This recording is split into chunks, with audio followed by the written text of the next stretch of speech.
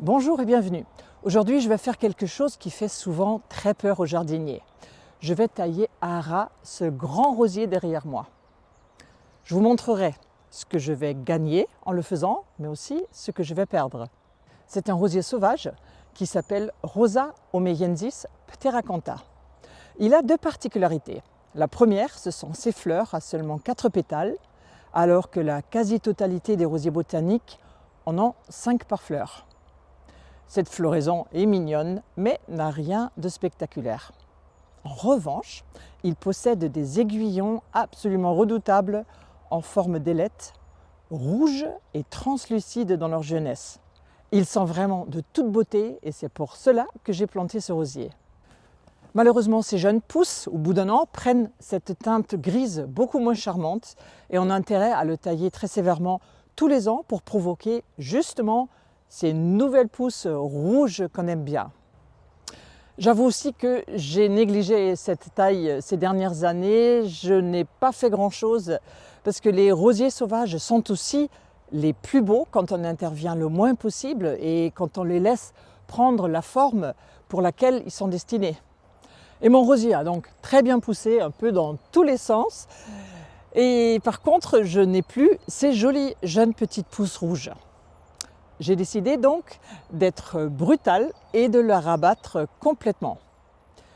J'interviens avant la montée de la sève parce que pour l'instant, toute l'énergie est stockée en partie dans les rameaux, mais aussi dans les racines. Donc si je le taille maintenant, toute cette pression qui vient des racines et toute cette énergie n'aura plus besoin de monter à 2 mètres et peut vraiment se concentrer sur les quelques bourgeons que je vais laisser. Et cela va normalement provoquer une forte nouvelle pousse. Et ces nouvelles pousses vont être joliment rouges et translucides. Allez, je mets mes gants et on y va.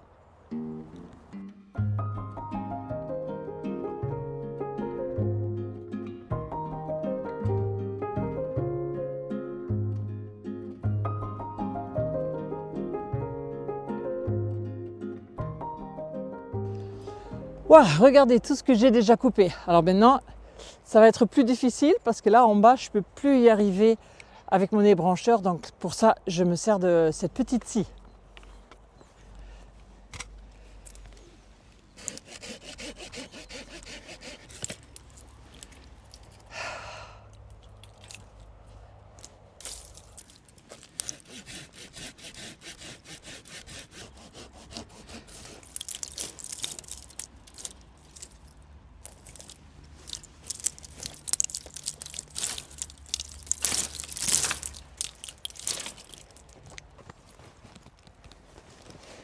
Voilà tout ce que j'ai coupé. Alors je sais, ça a l'air terrible, mais croyez-moi, il y a plein d'énergie dans le sol qui va reconstruire ce rosier très rapidement. Il y a un petit hic. Les rosiers sauvages ne fleurissent en général qu'une seule fois par an, sur le bois ancien.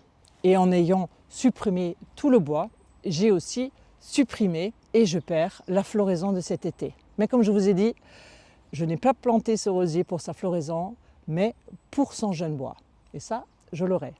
Il n'est pas souvent nécessaire de rabattre un rosier sévèrement, mais si vous devez le faire, n'ayez pas peur, il s'en remettra s'il n'est pas trop âgé. Jusqu'à 10 ans environ, vous ne courez aucun risque. Au-delà, c'est un peu plus difficile à garantir. Regardez, je vous ai déjà montré ce qui est arrivé à mon très beau rosier grimpant Albrighton Rambler. Regardez, ce rosier-là, cet Albrighton Rambler, il était malheureusement malade sur toutes ses pousses.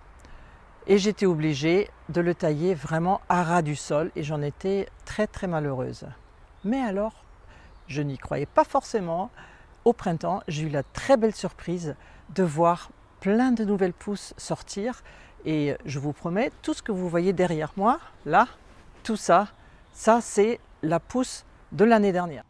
J'ai aussi ratiboisé, sans le vouloir, un rosier buisson, souvenir du Havre, en passant dessus avec la tondeuse. Alors je ne donnais pas cher de ce pauvre rosier, dont les rameaux n'étaient même pas coupés proprement. Pourtant, il s'en est remis comme si de rien n'était. En tous les cas, je filmerai l'évolution de mon rosier Pteracantha cet été et je vous la montrerai, c'est promis. Bon jardinage et à très bientôt.